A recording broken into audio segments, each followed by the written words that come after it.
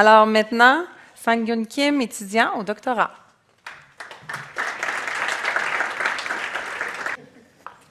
Bonjour tout le monde.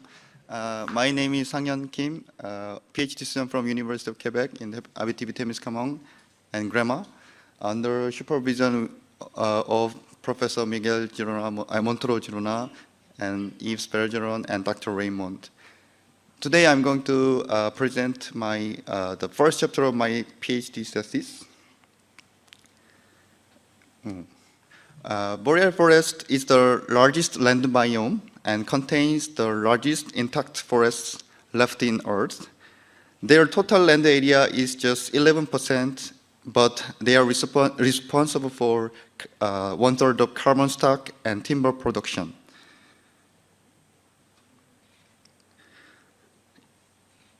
In this boreal forest, current management practice is clear cutting. In Canada, every year 1 million of acres are cut down with clear cutting. And so here we have to adopt the silviculture alternatives like partial harvest has been discussed.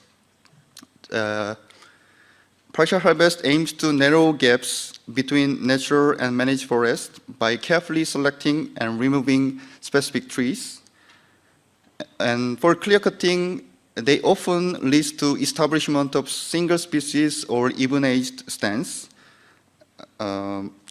which limits the biodiversity and also interrupts the natural succession.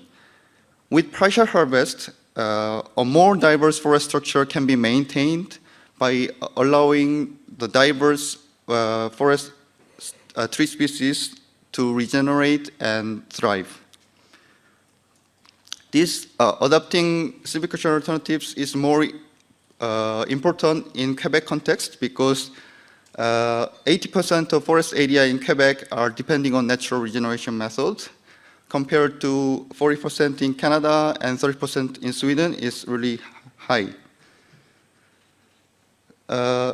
To achieve successful silviculture alternatives, we need to understand the driving factors of natural regeneration after the harvesting. Several key factors contribute to the successful natural regeneration. For example, seed availability. The boreal tree species should produce large amount of seed, and there needs to be dispersed by wind or animals. Another driving factor can be the favorable environmental conditions, such as climate and light condition, and soil as well as soil condition. For example, for the seedling competition, the dominance of Erica shrubs has been a very serious issue for regeneration failure in boreal coniferous forests. Because they produce significant amount of allelopathic chemicals such as condensed tannins or phenols that directly interrupts the nitrogen cycling in the soil condition. So here we aim to, in our study, we aim to evaluate the long-term impact of experimental silviculture treatments and stand types on seedling density, growth, and their regeneration driving factors in black spruce boreal forest. And partial harvest, like uniform shelter system, will favor the establishment of black spruce seedlings, then shade intolerant deciduous plants will be our hypothesis. And to test our hypothesis, we select the 6 study sites located in northern Saguenay and North Shore regions, and they are natural even-aged black spruce stands, with 3 younger and dense stand structure and another 3 sites with older and sparse stand structure. The harvesting has been conducted at 2003 and scarification 1 year after. To promote successful natural regeneration, Canadian Forest Service designed the 3 novel shelter systems. And so here, along with the seed trees and clear cut.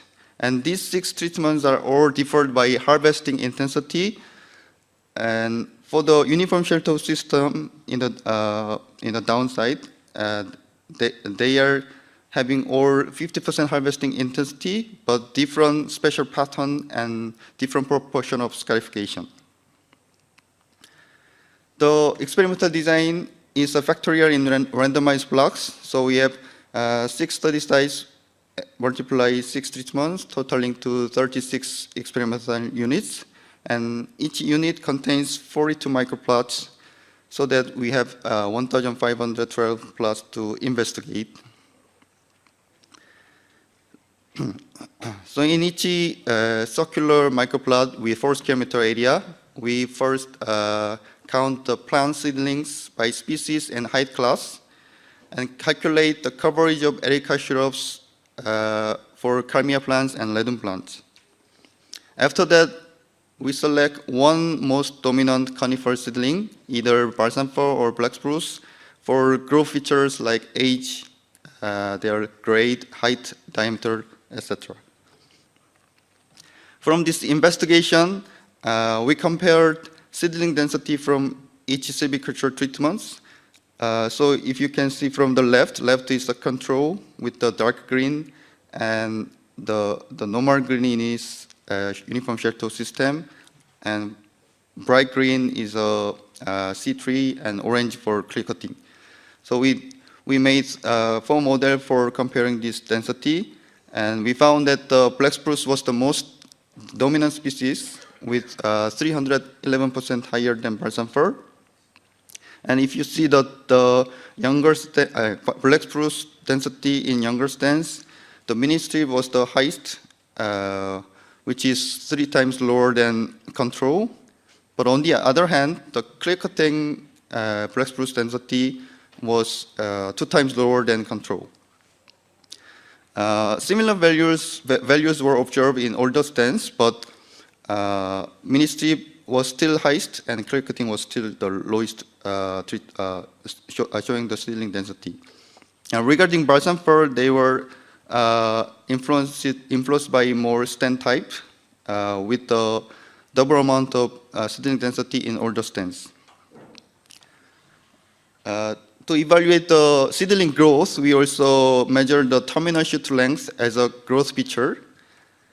And in overall harvesting promotes seedling growth. If you see, like all the treatments were all, showing the higher seedling growth than control. And clear cutting was the most effective to promote seedling growth in black spruce for both stands.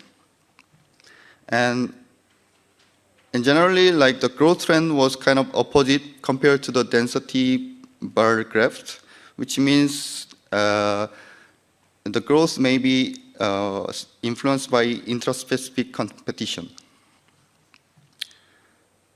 To find the main influencing factors on seedling black spruce regeneration, we conduct a principal component analysis with microplot characteristic, and this PCA model explained 49% of variation.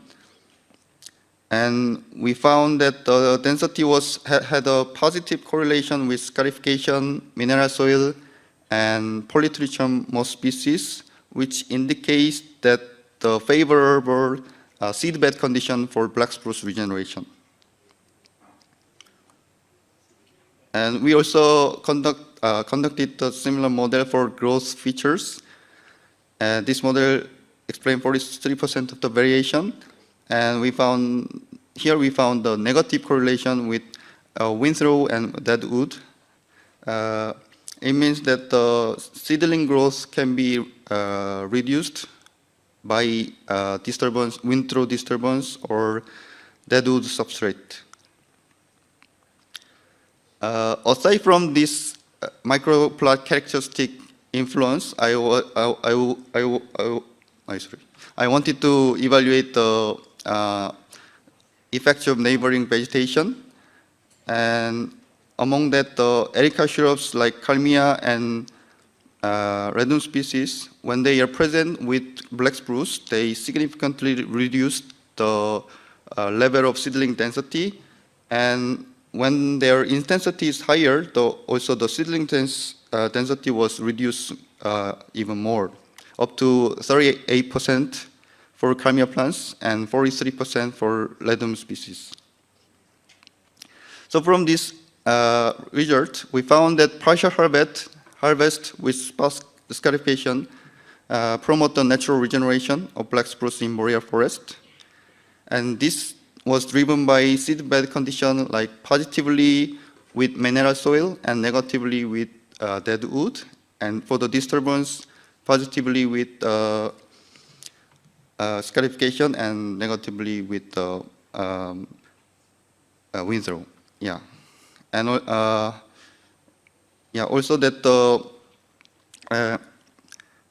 when there are when they exceed the number of seedlings in the microplot, they were also influencing to the lower growth by interspecific competition, and for interspecific condition will be with Ericaceous shrubs dominance.